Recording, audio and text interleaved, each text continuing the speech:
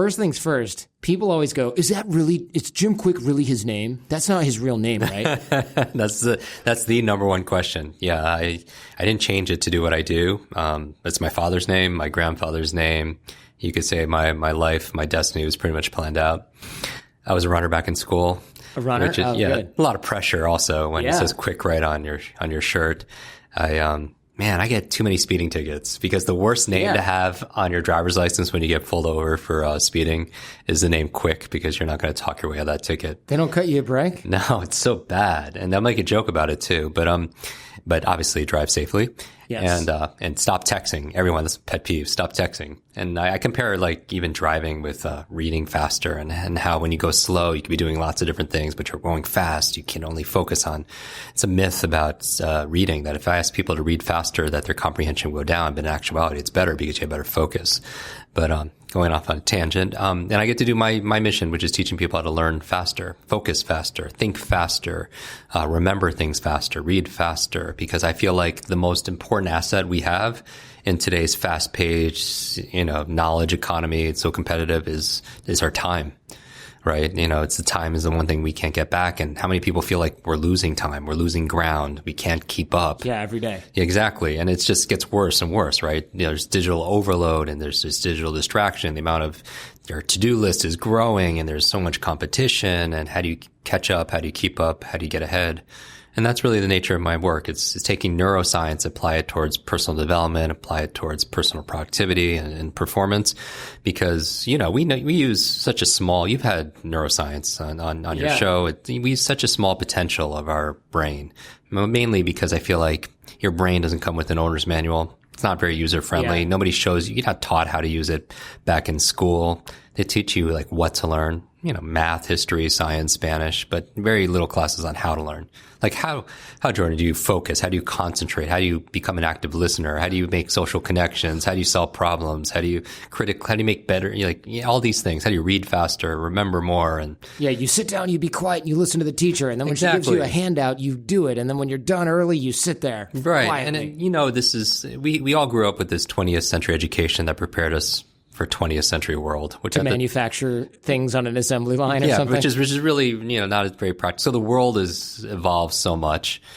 We have autonomous electric cars and spaceships that are going to Mars, but our vehicle of choice when it comes to learning or education, it's like a horse and carriage. It's like a horse and buggy, and it's just outdated. And with good, I believe that there's good intent there, but it's just system wise, it just hasn't evolved as much as the world has evolved. There's so much demand now, and I feel like we just aren't prepared. And so that's why I love your show, because you're giving people real life skills, real insights, instructions, distinctions that could really help people level up their learning, level up their life. That's the idea. And also the idea behind your show, Kwik Brain, where we learn a lot of brain hacks and things like that, which my wife Jen has been pouring through in the past couple of days. Yeah, we appreciate that. I know that you've mentioned before knowledge is power. We've all heard that, but learning is a superpower. Right. What do you mean by that? How is learning a superpower? You kind of alluded to this earlier. We've all heard the phrase knowledge is power, because nowadays we're not paid for our muscles, power. We're paid for our mind power. Right? Nobody who's listening to this is paid for their brute strength. You're paid for your brain strength. And the faster you could learn, the faster you could earn. But where I came up with that understanding was years ago. When people have seen me on YouTube or are on stage, I know you and I have shared the stage many times together. And we'll do again on Thursday. Yes. And so it's great. I love what we do because we get to be around people who are just interested in growth and interested in growing so they could, be more, do more, have more, and also share more.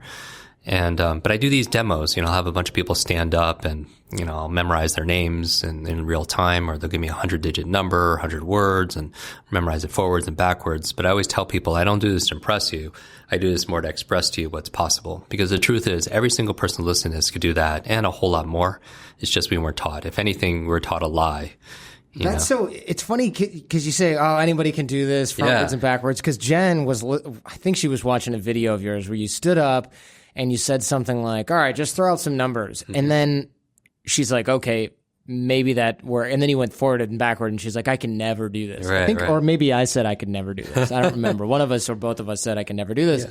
Were you, and I know you, so I sort of know the answer to this, but were you always good at this? Because a lot of people will go, well, yeah, he has a photographic memory or something like that. Of course he can do it. He's Asian. That the Asian. Yeah. What I would say is, no, actually, I grew up with learning challenges, and that's why I know it's possible for everybody. At the age of 5, I had an accident, head trauma, brain injury. I had these set of learning challenges put in special classes. I had very bad focus, very bad memory. I couldn't understand things. Teachers would explain things 4 or 5 times. I would pretend I understood, but I definitely did not understand. And it actually took me an extra 3-4 years just to learn how to read. I mean, it was very severe. And this was a head trauma that caused this? Yeah. I almost said, were you smart before this? You're smart now, but before that, were you? I was normal. I was 5 years old. I mean, it was just so it is. But I mean, I could tell you that my parents, after the accident, the way they describe it is I wasn't the same, right? It was really. I mean, your brain is very resilient, but it's also very fragile. And I've had a number of traumatic brain injuries. And that's just being a kid.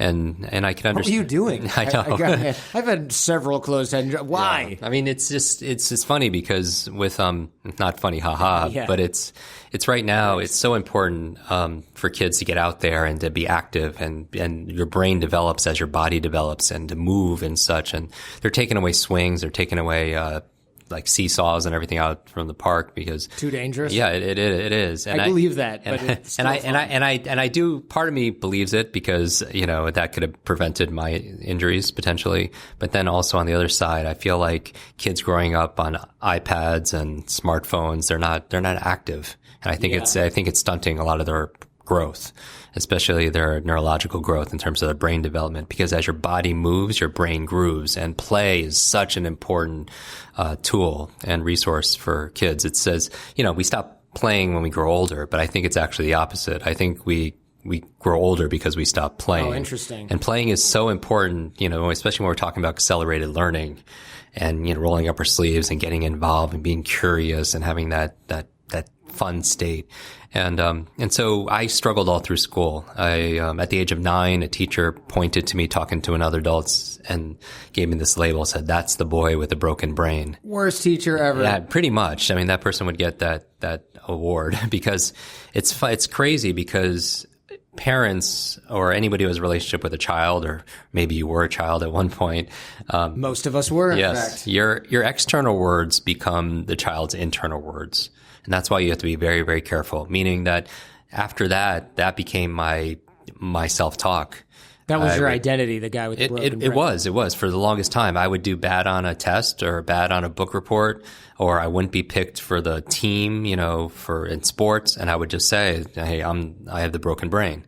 And that became my self-talk. Do you think teachers let you get away with that because they're like, he's got these closed head things. We're not going to spend the extra time to. Yeah, I mean, I think part of it becomes self-fulfilling also. Mm-hmm. I think we mold to the expectations. It's kind of interesting. Like we sometimes mold to the expectations of other people, especially people we hold in high regard.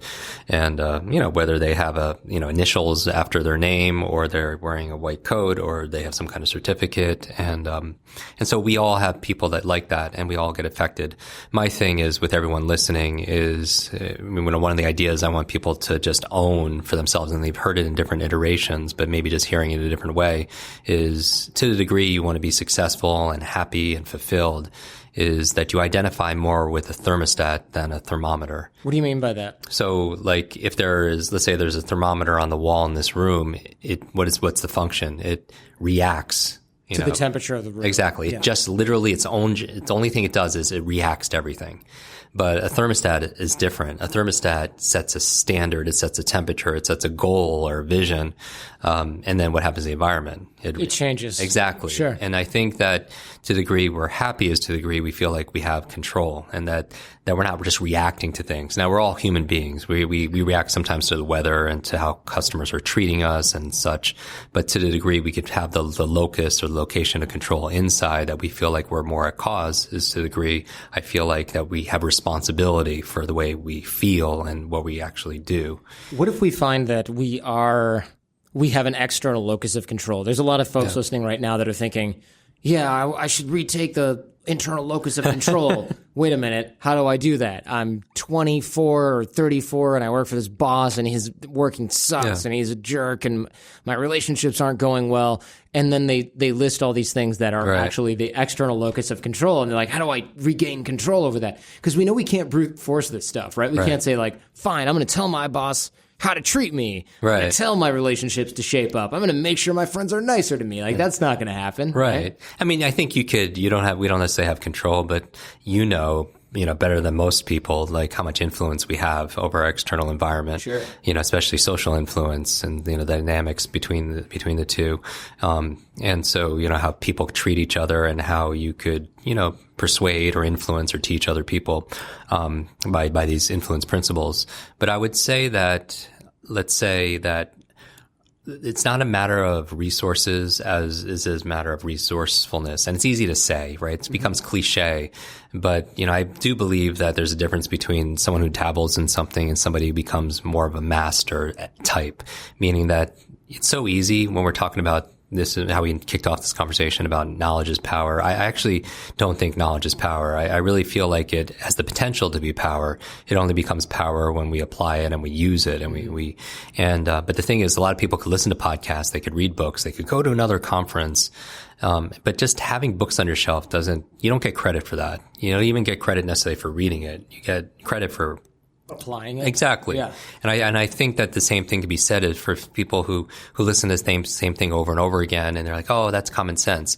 But when, being a coach, I like to tell people like that I could call you on your stuff and that it's, help people be accountable, and common sense is not always common practice. I agree. It's funny, on that same note, I have this networking mini course similar to your Kwik Learning and Quick Recall course, the free version online. And we'll link to that, by the way, in the show notes, yours and mine. And people go, oh, I'm checking out your level 1 course, where I go through a bunch of habits for networking, best practices. And one out of 20, 25 people will go, before I had kids or before I had this new thing going on, I did a lot of that. And I'm like, so you know this, but you don't practice it? And they're like, no, I used to do all this. I'm like, really? You did all of this? Yeah. Because this took decades for me and some of the super connectors that I know to formulate this into best practices.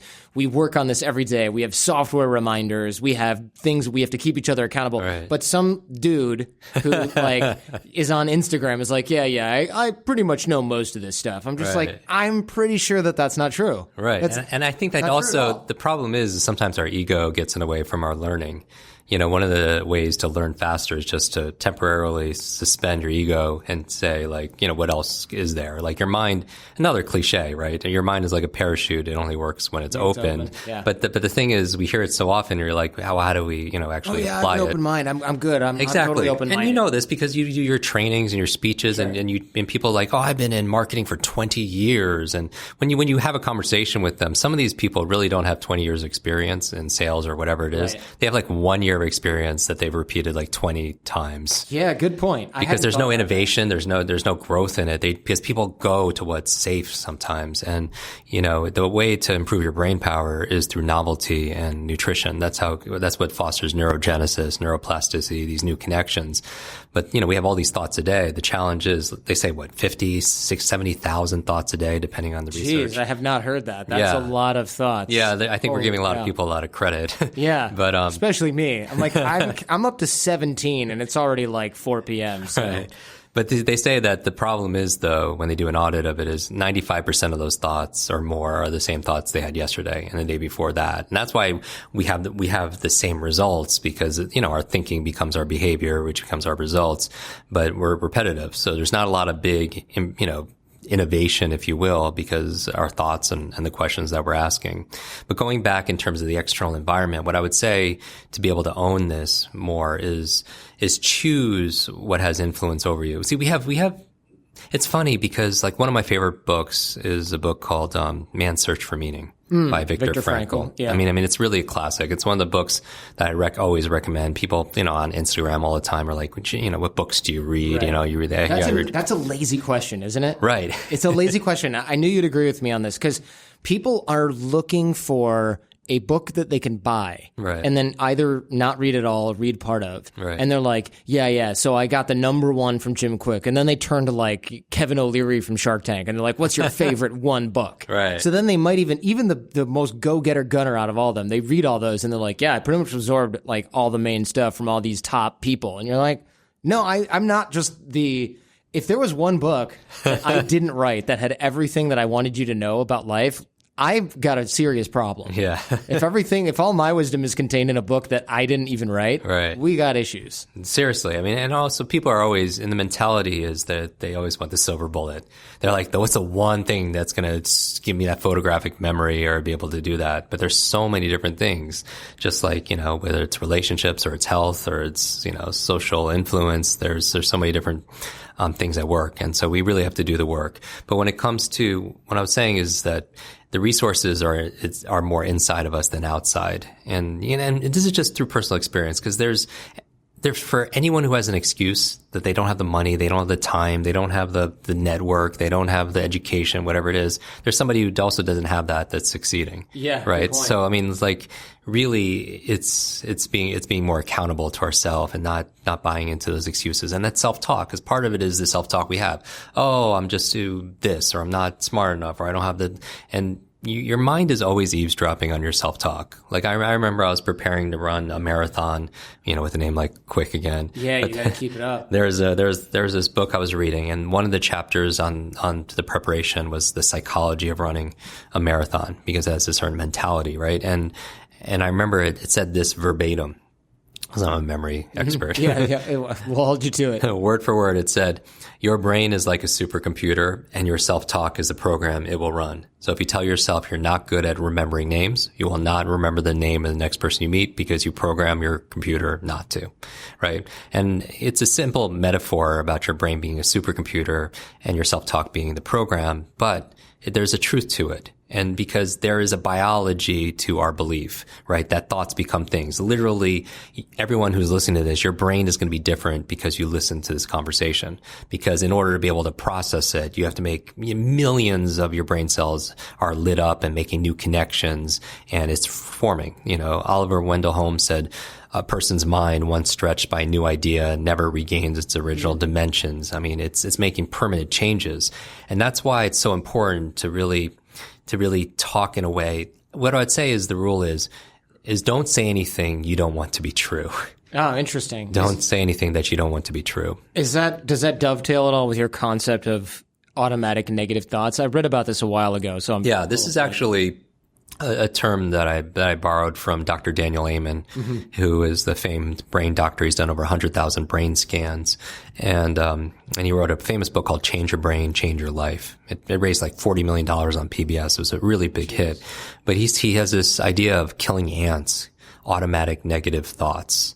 And, what I believe is that your mind is always eavesdropping on your self-talk. If you think you can, either way, you're right. Henry Ford said that. And all these principles are timeless, right? But how often are we, when we're having this conversation, are we really conscious of the thoughts that we have inside?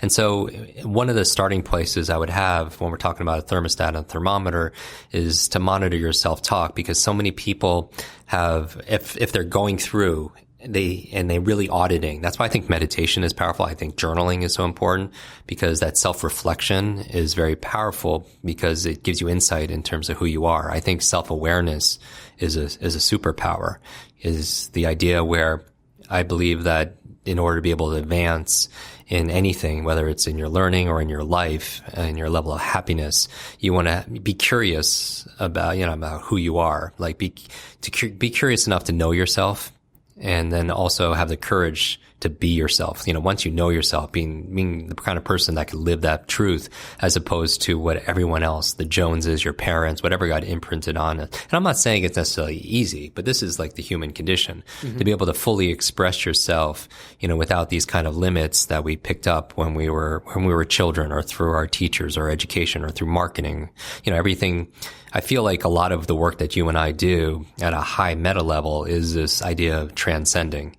Think about the word transcend. It's like ending the trance. There's this like mass hypnosis out there that says you're broken. that you're not good enough, and here's what will fix you and everything. And my thing is being labeled the broken brain is I feel like people aren't broken. They're just not shown how to be the best version of themselves. So if you're struggling and you're overloaded and you feel like, you're hitting these walls, then this is great because you're listening to this and you're self-selecting yourself. The fact that people are listening to this conversation right now means they're amazing. Because, I agree. Because just showing up in general, because most people don't show up and they're just literally just floating through this river at the effect of everything. And how can you ever be happy when everything is just, leaving its mark on you? Yeah, that's a good point. I think the Jordan Harbinger show audience is really big on frameworks, on practicals, mental models. So the more of these types of things, the better. Something that I read from you, or maybe I heard it from you in a video now. It's all blending together, of course, because my memory maybe needs a little work. But you say that it's not a failure of retention. It's a failure of attention, which makes perfect sense to me in that I don't usually have trouble remembering something if I actually took it in properly in the first place. Right. But I don't often do that because, especially when I was in school, it's like, oh, okay, well, I'm on AOL Instant Messenger at the same time. That? Yeah. And that's popping up, and then I'm reading, but also I have my chats going, and then cell phones came into play, and forget about it. You even have a shirt on that says, I miss my pre-internet brain. I don't know if we can ever get those brains back. I mean, eventually, I think we're going to have like little nanotechnology inside of us and we're going to be all connected inside. But, I think there are three forces that if you're listening to this, whether you're an entrepreneur, and I have a lot of entrepreneurs that are building businesses and scaling and, or anybody who wants to be able to grow.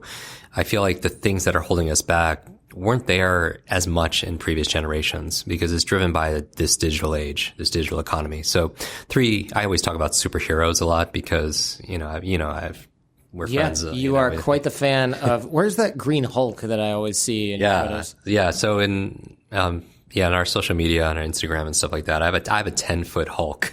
Oh, that's your Hulk. Yeah. I thought that was just somewhere that you happen to frequent and take photos. No, I have a Hulk and I have an Iron Man and I have a life-size Spider-Man. And, the reason why I love this so much because they're metaphors like superheroes. Well, first of all, I grew up with these learning difficulties, right? And so I couldn't read as a kid. I taught myself how to read by reading comic books late at night.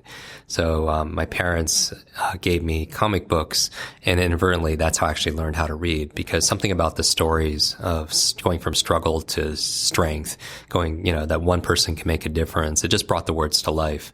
And so they're really a metaphor for, and a lot of my favorite superheroes, and much like most people's superheroes, you don't realize it, but they had the biggest challenges, like for example, the most famous superheroes, they're all, orphaned.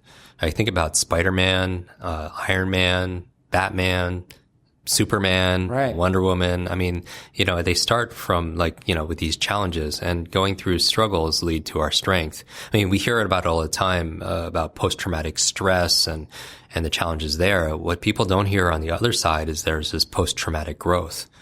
And people could search it online. It's this idea where and if some of you could identify with this, you went through big difficulty or adversity, things we would never wish upon anybody, but on the other side of it, there was meaning. You found a strength. You found a purpose or a mission. And, that's what I went through with my injury. But going back to superheroes, I feel like superheroes are the modern day superheroes. Many of you are listening to this would qualify. You're on this path. You're discovering your superpower and you're developing it. Mm-hmm. But just having a superpower doesn't make you a superhero. You have to use that power. You have to express it in some way. Otherwise, you're like, what's that Will Smith movie where he's like a homeless guy, but he's also he has superpowers, but he's just a total burnout deadbeat. Right. You know what I'm talking about? There's a bunch of them. I mean, this is a common theme where somebody has superpowers, they have a gift. And when I'm talking about superpowers, I'm not talking about leaping tall buildings, shooting lasers out of your eyes. I'm talking about everybody has some kind of unique ability. They have some kind of talent. They have some kind of strength or skill set or knowledge. And just having it and keeping it to yourself doesn't qualify you as a superhero, quote unquote. It's kind of cheesy, but using it for good. Because if those who use it for bad become right. supervillains. But I think there are 3 supervillains right now. And talking about modern day superpowers, I feel like when I listen to your show, a lot of your guests are imparting superpowers, like modern day superpowers, influence, persuasion, negotiation, right? Be able to leadership, building teams, productivity, and so on. And so I think speed reading is a superpower. I think, having laser focus is a superpower. I think having a stellar bulletproof memory is so important nowadays. And so, but there are 3 supervillains. I was going to say, who are the supervillains? Yeah, By the way, the movie was called Hancock. You remember that? No, I haven't seen that one. Oh, man. Will Smith is like some bum. Yeah. He's an alien or something, right? But he's a bum, literally, a homeless guy. And he just constantly blows things, and then something happens where he's kind of called to account, and he has to protect people, but he doesn't care. He's not interested. He's lazy.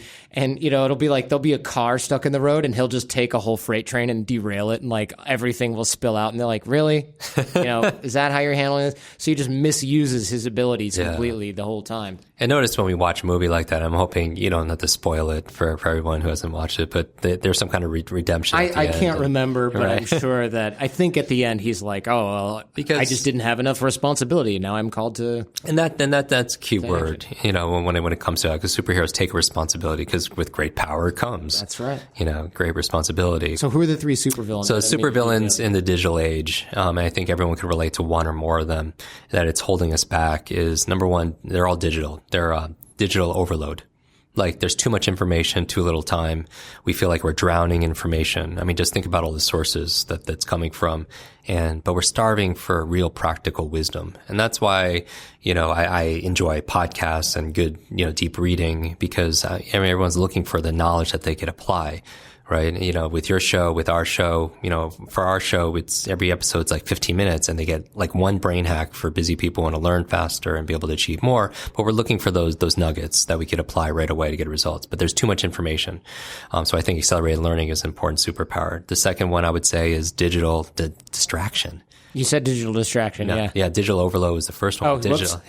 now whose memory is all messed up? Whoops, digital overload, digital distraction. Okay. It's just like, think about it, like app notifications, social media alerts. I mean, the world, especially with our smart devices, there's this number of videos that people clip for me on stage in interviews talking about digital distraction and how the harm it take, checking your phone first thing in the morning. Right. And like literally supposed to do that. Yeah. What? Millions and millions of views on these things because everyone could identify with it. And I'll give you the quick of it, quote unquote, real fast, is when you wake up first thing in the morning, right? We've all heard the idea where if you want to win the day, you got to win the first hour of the day. Mm-hmm. And specifically though, when you wake up in the morning, your brain is in these alpha theta states, very creative, very impressionable. They're brainwave states, but we're very suggestible. And if the first thing you're doing is grabbing your phone, this is the harm that you're doing right now to your brain, and you're conditioning it. You're rewiring your brain for 2 things. Number one, you're rewiring it to be distracted, right? Every single time you get a like, a share, a comment, watch a cat video, whatever that you're doing, you get this dopamine fix, right? Which floods the motivation learning centers of your nervous system, which makes it addictive, right? So you're training your brain just to be able to not focus at all because you're putting your focus everywhere and you're rehearsing that. But the second reason why you don't want to pick up your phone when you're so impressionable first thing in the morning, is because you're also training your brain not only to be distracted, but you're training your brain to be reactive. Mm-hmm. And this is just as detrimental, meaning that if the first thing you're doing, like how do you build a quality life, business, future, whatever your focus is, if the first thing you're doing is reacting to everything that's going on, reacting to the news, reacting to text messages and social media messages and emails and voicemails, right? My friend Brendan says that your inbox is nothing but a convenient organizational system for other people's agenda for your life. True. Right? Like all of a sudden, and you know this because how many people listening to this has ever woken up, check your phone the first thing and you got a message and it just ruined your whole day. Sure. Yeah. Right? Because you're in that very impressionable state. And what I would say is to have a quality life, going back to being more of a thermostat and having control versus a thermometer, being reactive to everybody else, is wake up and have a vision for your life. Do things that reinforce like what would make a day win for you. Like work backwards. Imagine you're coming back at the end of the day and someone asks you, how was your day? And you're like, I crushed it today. I won today. And like what had to happen in order for that to happen, and design your life going back from there. And I don't think you could have a quality day, much less a quality life, if you're just reacting to other people's stuff for you. And so, like, for me, I don't check my messages until I wake up. I know you don't. Have a time like, hello, is this thing on? I've been texting you for 3 weeks. And here's the thing is that, with your to-dos, like everyone has hundreds of to-dos, and I don't think that builds a quality life either. But for me, I think about, okay, what are the 3 things personally and professionally I need to accomplish today that those things would make it a win no matter what? And then I write those 3 things down first thing in the morning, and I get one of those, and they might not be huge things, right? But if I don't check my messages until I get one of those things done, right? And then, so at least I have some momentum towards something more positive. So you have digital overload, digital distractions, stop checking your phone first thing in the morning. And then the last digital supervillain, I would say, is digital dementia, meaning that our memories are nowhere where it used to be, really? Before our smart devices and technology. And because we don't use them? Because here's the thing, like what this is a new term in healthcare, digital dementia. It basically states that we are outsourcing our brains, our memories to our smart devices. And because your memory is like a muscle, it's use it or lose it, but we're not using it as much. So here's an example. Your phone keeps what? It keeps your to-dos. It does simple math for you. I remember I was out to dinner with 10 friends and the bill came. 3 people took out their smartphones to find a calculator to divide by 10. Yeah, that sounds about right. Yeah. And here's the thing. It's like we've lost like our mental muscles. If you take your arm and put it in a sling for a year, would it grow stronger? No. Would it even stay the same? No. It would grow weaker, it would atrophy, right? And same with our mental muscles. Like, for example, how many phone numbers did you know growing up? Oh, tons. And I still know them. Yeah, those numbers, right? Like I can still call my now old best friend's parents, no problem. Exactly. And so I think everyone can identify with that. But how many phone numbers do you know now? Like recent numbers? When Jen and I first met, probably a couple of weeks in, I said, we have to quiz each other every time we hang out, every few hours, on each other's phone numbers, because otherwise I will never memorize your phone number. Yeah. And if I lose my phone, I'm or the battery dies or anything else like that. You lose. And that's the thing. That's digital dementia. It's not that you want to memorize hundreds of phone numbers. Nobody wants to do that. But we've lost the capacity just to memorize one. And it's not just phone numbers. PIN numbers, passcodes. You stay at a hotel. You can't remember what room that you're in, that right? That literally just happened to me. I had to text Jen. I was like, what room are we in? Exactly. Are we on the 3rd floor or the 6th floor? Or conversations that you have with somebody or the things you need to do. I believe 2 of the most costly words in life or, in business are I forgot. I forgot to do it. I forgot to bring it. I forgot that meeting. I forgot what it said. I forgot that name. I mean, all these things. And here's the thing, on the opposite side, and we know this, you're like, Jim, like, why do I have to have a great memory? I could just search for it online. Right. But here's the thing, if you forgot half of what you know, how productive are you? Like, if you lost half the information of what you know about your industry, if you forgot half the words you know, half the people you know, half the anything, you wouldn't be very functional, right?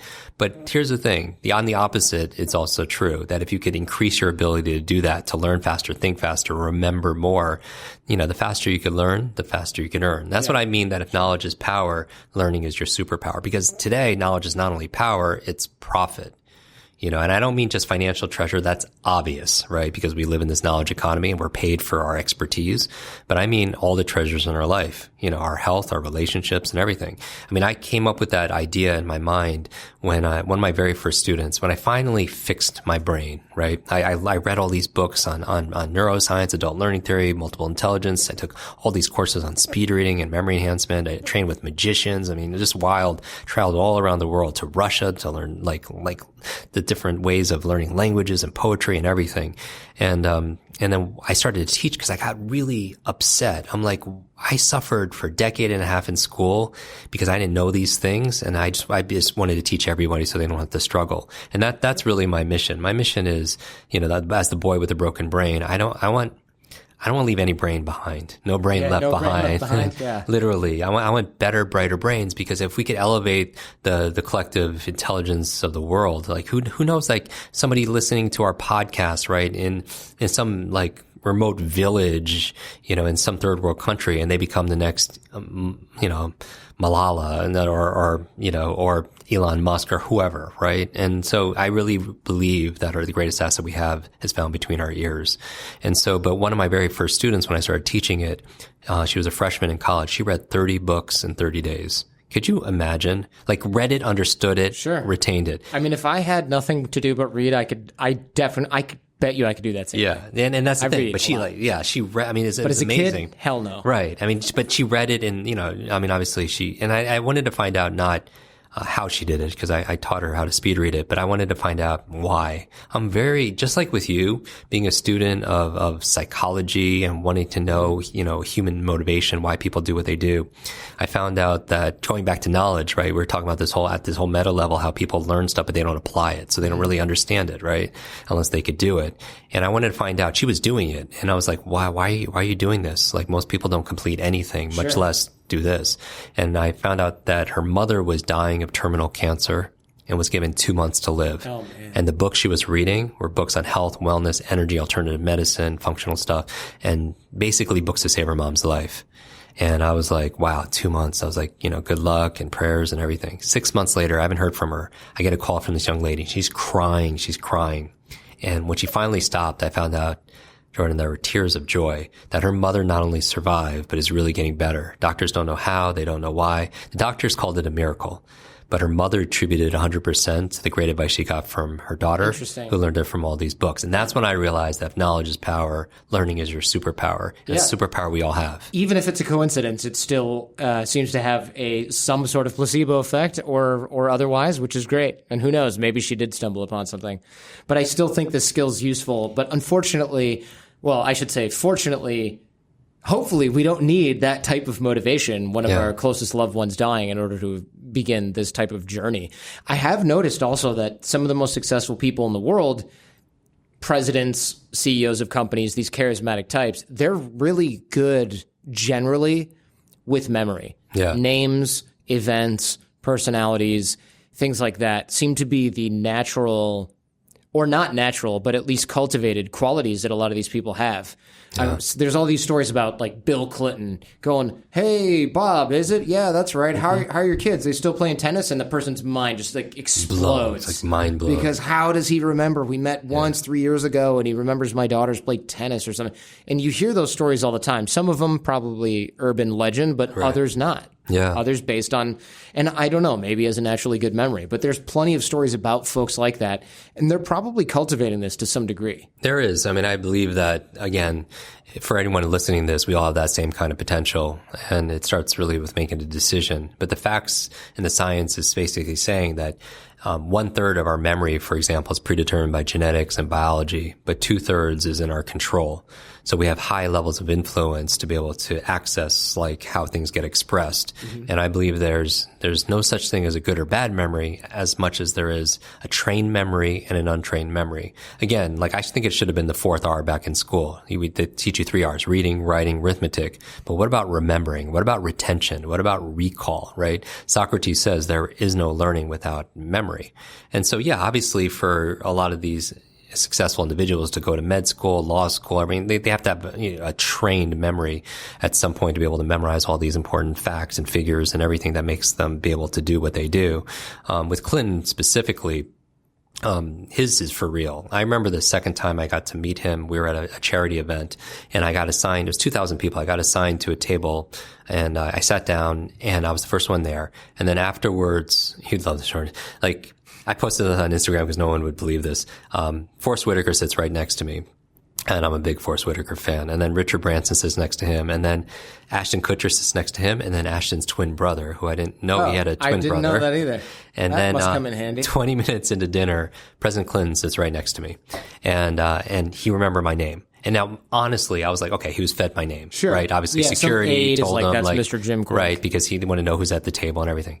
And then he remembered the conversation we had, like, X amount of years before. And I was like, okay, nobody fed him that. Yeah. And then I was just like, President Clinton, I was like, I'm the memory guy. It's like, what memory technique are you using? And he tells me this long story about his grandfather in Arkansas with all the kids in the living room and telling stories. But afterwards, he would quiz each of them to see if they're really paying attention or not, and all this.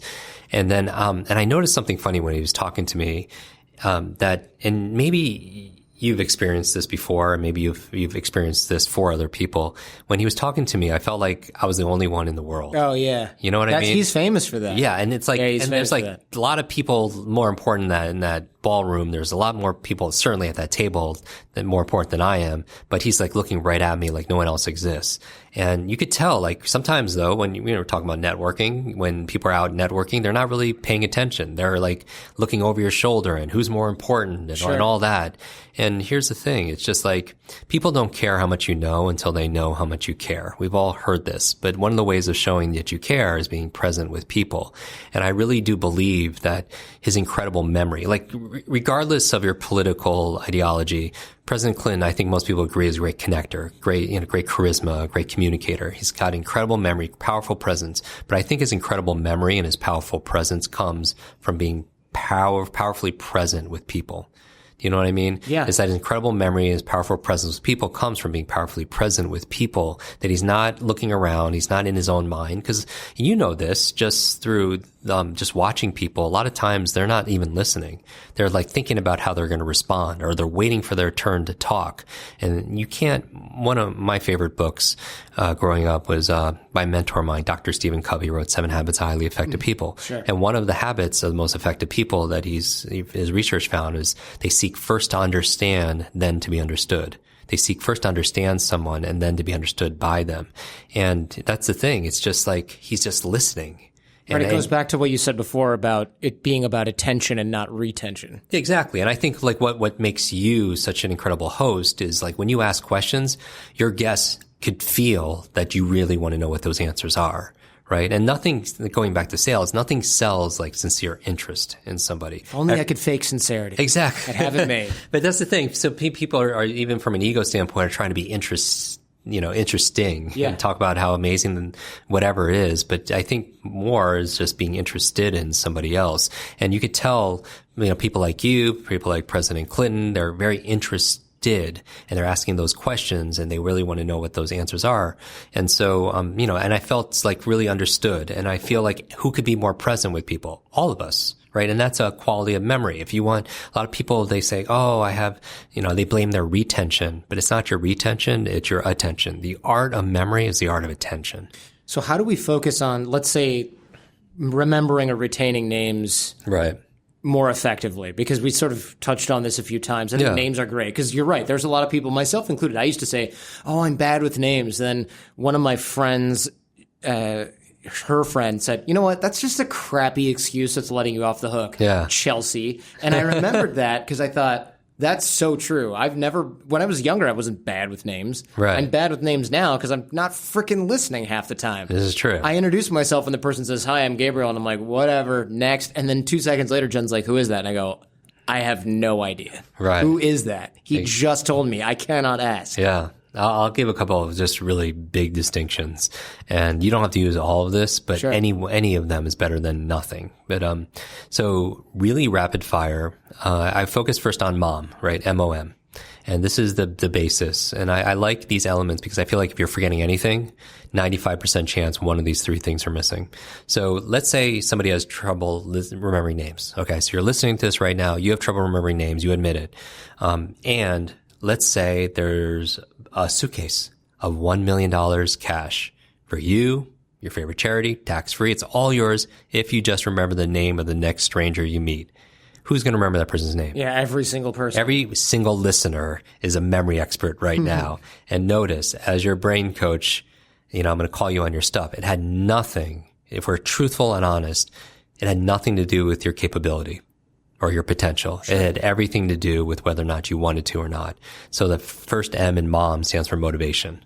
Motivation. And that's going back to even why this young lady read 30 books in 30 days. She was motivated. And I remember I was doing training up in your neck of the woods, up in Silicon Valley. And afterwards, Bill Gates comes up to me. And I mention these names, not to drop names, but they're strategic because they're triggers for your memory. Because if I mentioned, Bill Smith, people are like, oh, who's that? But if I mention Will Smith, you're like, next time you see a Will Smith movie, right? Oh, you're like, oh, that, no, but it reminds you of the lesson that comes from it, right? Oh, It also okay. paints a picture. So, And Jim Kwik. right. And then next time you're flying Virgin or whatever, you have to remind you of the lessons and such. And superheroes, you think about the Hulk and everything. There's stories behind it. But, afterwards, we had this deep conversation, about the future of education. And Bill Gates was saying, talking about technology. And I was like, okay, that's important. And I was talking about theory, meaning adult learning theory, accelerated learning, brain neuroscience. And then somebody listening is like, is it just tools and theory? Is there anything missing? And we talked about it some more, and we're like, came with the same exact conclusion: motivation. Like a lot of people, like we talked about, they know what to do, but they don't do what they know. Sure. Right. And so what's the difference is understanding the psychology of what gets people to take action, motive for taking action, right? For action. And so going back to motivation, how do you make this practical? When you're meeting somebody for the first time, ask yourself, even though if you're not getting the $1 million, ask yourself, why do I want to remember this person's name? Maybe it's to show them respect. Maybe it's to make a new friend. Maybe it's to do some business, whatever it is. Maybe it's to practice these things, I learned, in this episode. Because if you can't come up with one reason, what's going to happen? Sure. You won't remember. Nothing. Yeah, so even just to appear more charismatic or friendly, or to create a better impression on the people that work around you. And if you just come up with one reason, it exponentially increases your success in remembering that name. Because here's the thing, the reasons are important. Intent matters. Reasons reap results. Just like with life, like one of my favorite books, books are all my favorite, right? Is Start With Why by Simon Sinek, right? I believe there's a success formula that goes from your head to your heart to your hands. That in your head, you could have thoughts and set goals. But have you ever set a goal in your head but not acted with your hands? All of us have, right? Sure. You mean set a goal in my head and then not done squat to get there? Yes. Right. My life. Yeah. So everybody could identify with that, right? We take one step forward and two steps back. We self-sabotage. We procrastinate. We put things off. Why aren't we acting in accordance to what's in our head and with our hands? And I would say, like, check in with the second H, which is your heart. It's what does it symbolize? It symbolizes feelings. It symbolizes emotions. We know that people are not logical, right? You don't buy logically, you buy emotionally, right? You don't fall in love logically, you fall in love emotionally. Like all our behavior is fueled by our emotions. And so we're not logical, we're biological. Right? Dopamine, oxytocin, serotonin, endorphins. I mean, we're this chemical soup. And so tap into that fuel and ask yourself why. Get to the emotion part of it. Because that's really the key to even improving your memory. Information itself is boring. You do not remember data information. You just don't. And a perfect example of this is, think about high school. If we were to be quizzed right now, if people quiz you like, Jordan, what are the elements of the periodic table? You know what I mean? I got a few, but that's it. Exactly. Because here's the thing. What was the emotional state we felt mostly in school? Like, how did we mostly feel? Boredom. Yeah. Exactly. And on scale of, so here's the key to long-term memory. Long-term memory, if anyone wants to know the secret to long-term memory, here it is. Information combined with emotion becomes a long-term memory. Information alone is forgettable, but information combined with emotion, good or bad, becomes unforgettable. And you know this because everyone knows where they were, if they were alive, listen to this, at 9/11. Sure. Right? Because emotion, added to information becomes a long-term memory. That's why people say things like, I feel like it was yesterday, because the memory is so strong. And even when people say, I know it by heart, we're talking about that heart again, the emotion, or, people, it always comes back to that. So like and you know it because, let's say there's a song. Can you listen to a song that could bring you back years? Yeah. I mean, Ice Ice Baby's still on top, right? There you go. And it brings back all these memories, right? Because information plus the emotion. Or maybe it's a fragrance, or maybe it's a food. Food you could eat or smell, and it could take you back to when you were a child. Because information combined with emotion. So how do we add more emotion to things to make it more unforgettable, if you will? So asking yourself, why do I want to remember this? It makes it more emotional. So if you want to remember someone's name, remember the way they smell. Exactly. Actually, smell is a very it's the most powerful of the five senses for memory. Why is that? Do you know? I would think because as a hunter gatherer, everything always comes back to what? Survival, replication, everything. As a hunter gatherer, you need to be able to smell for protection, a poison or bad food that could kill you or something to nature.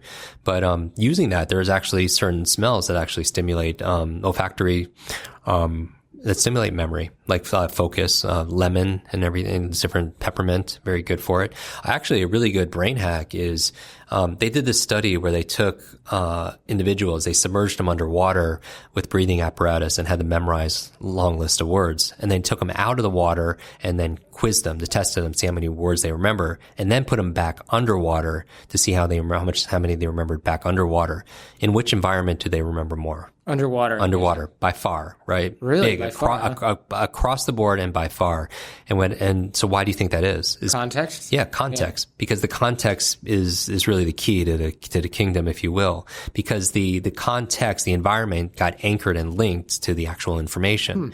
Now, how can you use this in your day to day? Well, let's say you have to study for a test. It always is better if you study in the room that you have the exam in. What if you have to give a TED talk or a speech, in front of a group of people? It always helps to prepare in that environment, just like how actors prepare on stage, that they're going to perform in.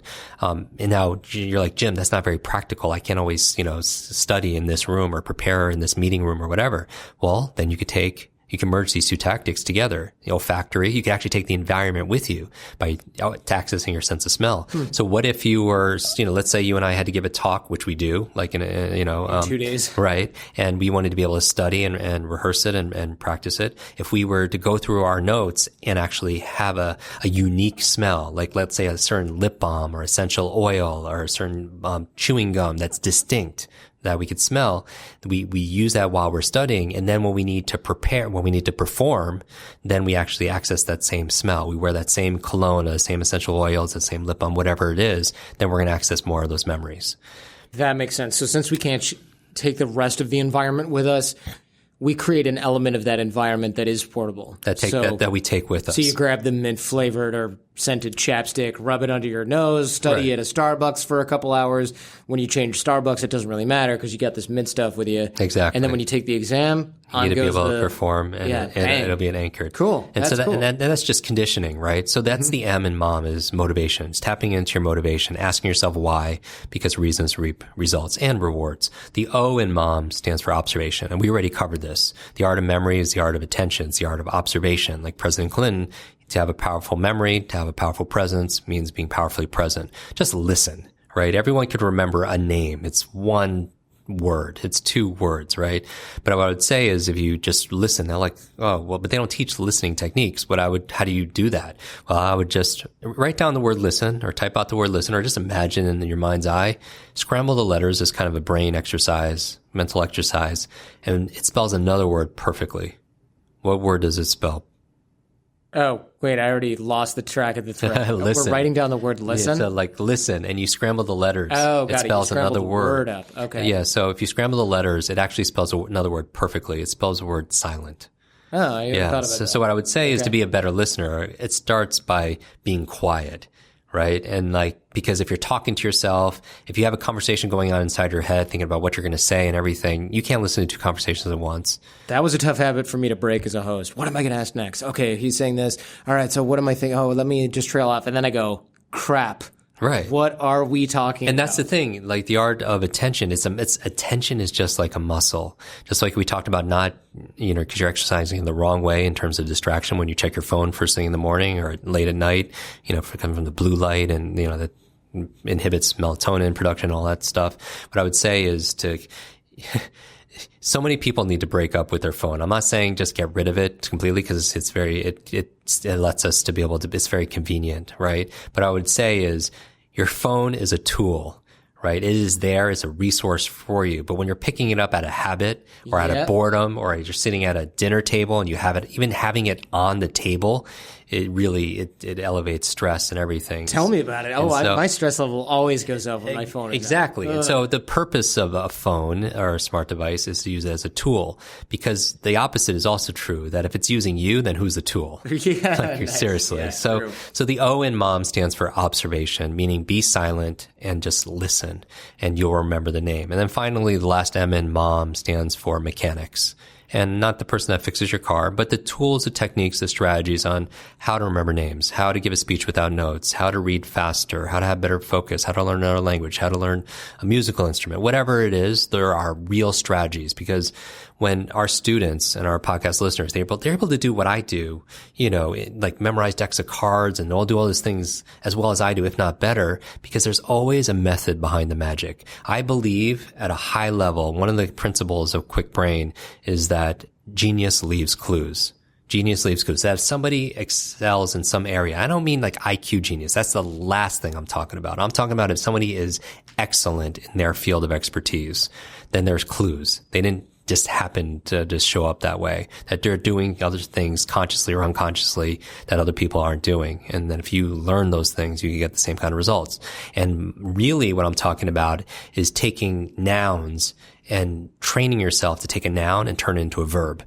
So what do I mean by that? I'm saying that if you want to be a leader and a successful entrepreneur or parent or, whatever it is, influencer, what I would say is get out of this thing that everything is static, meaning that so many people say, oh, I wish I had energy, or I don't have motivation, or I can't write today. I don't have creativity today. I don't have focus. You don't have focus. You do focus. You don't have a memory. You do a memory. You don't have motivation. You do motivation. You don't even have energy. You do energy. You don't have love. You do love. And one of the reason I bring this up is when I talk about there's no magic pill, but there are magical processes, step by step. So you don't have energy. You could actually do things that give you energy. You don't have a memory. There's a step-by-step process for actually remembering something. But the problem is when we make it static and we make it a noun, like something we have, then we're at the effect. Then we are a thermometer again. We're just, I hope, like even writers, and I know you've had some amazing writers and New York Times bestselling authors here. The ones that I find that get into flow, they don't just hope they wake up and they could like not have writer's block or whatever it is. They have a process.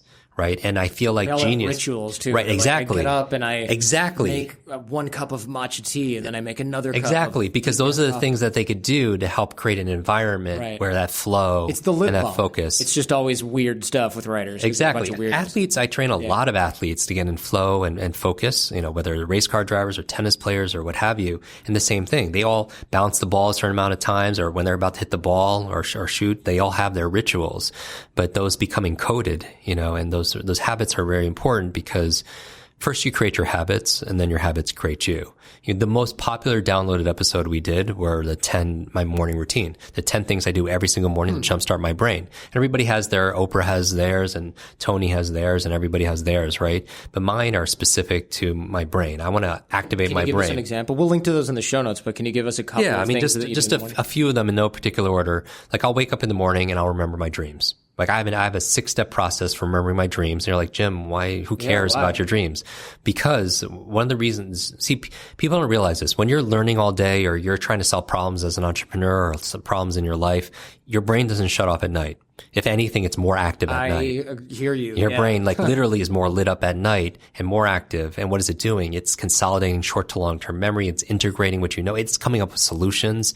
But when you wake up, you forget all your dreams. Mm-hmm. So all that knowledge and that wisdom and insight is lost. In fact, a lot of things in human culture were actually created in dream states. So for example, Mary Shelley came up with Frankenstein in her dream. The song Yesterday, Paul McCartney came up with a dream. The periodic table came to a chemist in his dream, right? Elias Howe created the sewing machine in his dream. Like, what are we dreaming about late at night that we're just forgetting about? So remember your dreams and just having the intent to remember your dreams. There's a whole process. People could listen to it. But what I would say is just have the intent of deciding I want to remember my dreams, and that'll help. And then there's journaling and all kinds of things. Yeah. The second thing I would say is once you get out of bed is to make your bed. You're like, Jim, what does that have to do with my brain, right? Well, first of all, clean environment's important for a clarity of brain. It is. Although they say you got to let your sweat evaporate off the bed, otherwise you're creating dust mite reproductive territory. That's a totally different conversation. So maybe make your bed after you do something else. Let it air out. You let it That's an important distinction. Nobody wants to have dust mites. No. So making your bed is important because number one, a clean environment. You know this, when you clean your laptop or your office or whatever, you have clarity of thought, right? Your external world's a reflection of your internal world. But the other reason is at a high level, at a meta level, how you do anything is how you do everything. Oh, I love that one. And you're training yourself. Right? And so how you do anything, you're training yourself to be excellent first thing in the morning. And you're starting your day. You know this also. There's a science to momentum, either positive or negative. Like people could spiral down. You start eating that jelly donut. You start just binge watching this. It just goes down, down and down. But also success has momentum also. You could build, success breeds success. So why not make your bed? How long does it take? A minute, 2 minutes? And you start with excellence and you could build on that. So you start with a win. And the other reason why is when you come back at night, you come back to your bed, you come back to success, right? So you're going to go full circle. A third thing you could do first thing in the come back to dust mites. The third thing you could do to jumpstart your brain is brush your teeth. And you're like, Jim, that's so obvious. Well, I have a little. I spent a lot of years not jumpstarting my brain, if you know what I'm saying. I would say I have a little twist on it. I would encourage people, based on the research, is to challenge yourself to brush your teeth with your opposite hand. And what it trains is two things. Number one, it trains presence. Because in order to do it, it's going to, at first, it's going to be a little uncomfortable. So it's going to train you to be in the moment. Just like with your attention, most people are trying to think of the future and they're in the past. Be present. So doing something that's uncomfortable gets you there. Also, what I would say is by using your opposite hand, it stimulates the opposite side of your brain. We know through science that one part of your brain, half of it controls the other half of your body. Meaning that if, God forbid, somebody had a stroke or head trauma on the left side of their brain, if there's paralysis, it'll manifest on the right side of their body, right? And so we know that there's not just a mind-body connection, there's a body-mind connection, that using your body in certain ways could actually stimulate your brain also. So use your opposite hand. This was research done by Dr. Lawrence Katz, who worked with seniors, wanted to find out how to keep their brain alive. And he came up with all these exercises to be able to, and they're very simple exercises like brushing your teeth with the opposite hand, eating with the opposite hand, and so on. Another thing you can do, hydrate.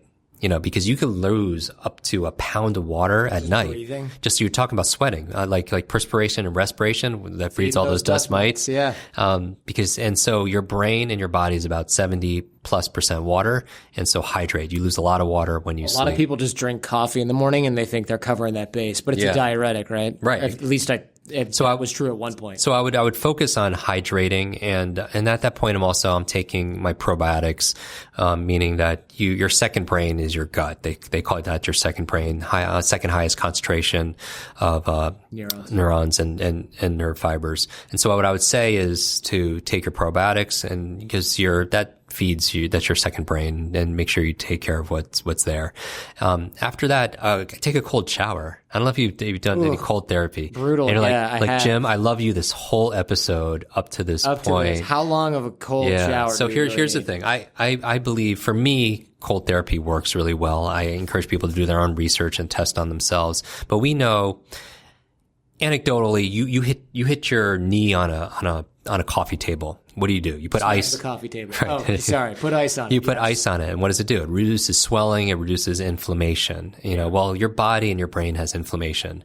And some research suggests, medical doctors say, that it's the beginning of all disease, right? When you have inflammation in your body, and the goal is to lower inflammation. And one of the ways of doing it is cold, right? And so some people do ice baths, right? We know a lot of athletes, they do ice baths to lower inflammation. Tim Ferriss loves his ice baths. Right. All those guys, all those weirdos. Or those cryotherapy where you go in with your underwear and gloves and earmuffs and into a negative 240 degrees for 2 or 3 minutes. But a cold shower can get you results also as well. And also the other reason why you want to do a cold shower is because I remember we said how you do anything is how you do everything. Sure. You could train yourself to be more resilient. I think, part of it is, yes, there's a number of G's for success. There's growth mindset, right? Carol Dweck's work, a growth mindset. But there's a second G, giving, right? Because you grow, so you have more to give, right? Another G is gratitude, right? Because I believe what you appreciate appreciates. Meaning, like when you wake up in the morning, all kinds of bumper stickers, man. when you wake up in the morning and you go through a gratitude exercise, morning routine, I did an episode on Thanksgiving, how gratitude rewires your brain. Literally 4 ways of getting to instant gratitude, but it literally, what you appreciate appreciates, meaning grows. And so taking time, because you can have everything in the world, but if you don't appreciate it, you don't have anything. And somebody could have nothing and appreciate the little they have, and they have like everything, right? And success breeds success. You create more from that. And so what I would say is, but another G besides growth, besides giving, besides gratitude, the fourth G in this mindset would be grit, resilience, not giving up, perseverance, right? And consistency, because just like if you're persistent, you'll get it. But if you're consistent, you'll keep it. There's a bumper sticker. Yeah, right, yeah. You're a machine. I'm not even trying to stop. At Jim Kwik, but that's where the memory comes in, right? We spoke at an event together. Actually, it was Thrive. Yeah, that's right. I was emceeing Thrive. Les Brown. Somebody asked a question. It's like, how do you remember all those quotes from the stage? And he's like, dude, met Jim Kwik 20 years ago. But these sayings are really important because they stick with you, and there are a lot of life lessons here.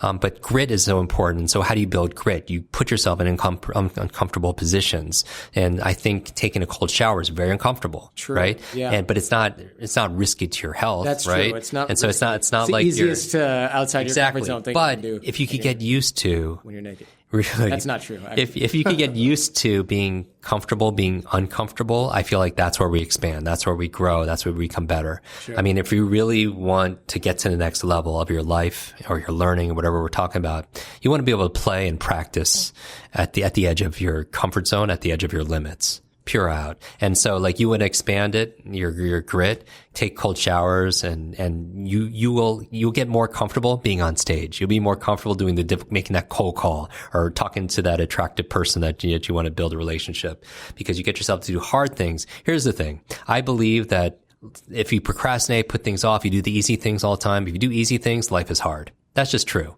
You just do the easy things. You don't work out. You just watch TV, whatever it is, then life becomes very hard. But if you do the hard things in life, life gets easy. If you do the hard things, again, coming back to habits, first you create your habits, then your habits create you. Yeah. Your habits of meditation, having a brain power smoothie, doing your deep Wim Hof breathing, taking your cold showers, brushing your teeth with your opposite hand. You do the hard things, then life gets easier. And if the hard things really are just cold showers and brushing your teeth with the opposite hand, among other things, I mean, we still have it pretty easy. Yeah, right? These are good problems. Keep it less than cushy. Your course has a ton of things like this, and this is the free level of the course. It's called Kwik Recall, right? Yeah. And Jen was like, "Yeah, he's got this really interesting course. It's called Kwik." I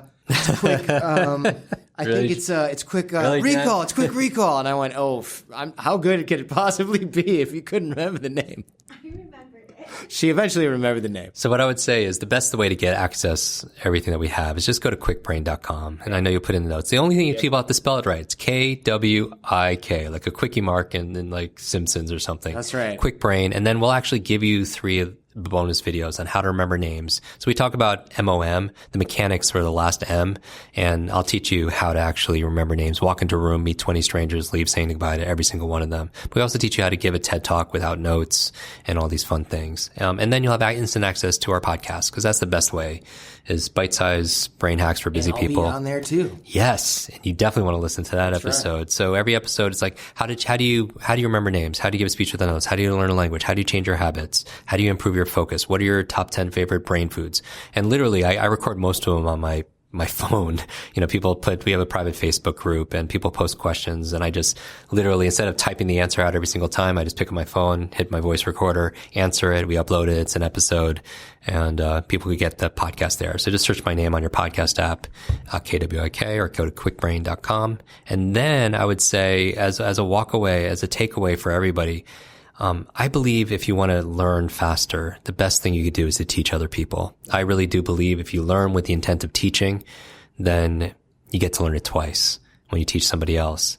And to challenge everybody who's listening to this episode, I challenge you to do this one thing: to take a screenshot of this actual episode, post it on social media, Facebook, Twitter, maybe it's on Instagram, tag Jordan, tag myself, and teach post in the comments or the description your big aha.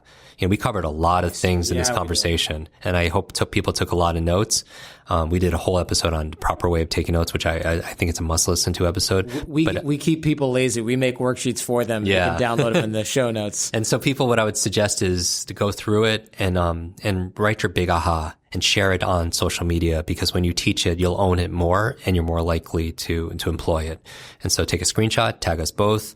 And then while you're there, ask any burning question you have, because I know you and I are very active in social media. On there, yeah. So whether it's on Twitter, Instagram, or wherever, follow us there and then ask your big question. And, cause questions really are the answer. There is no stupid question.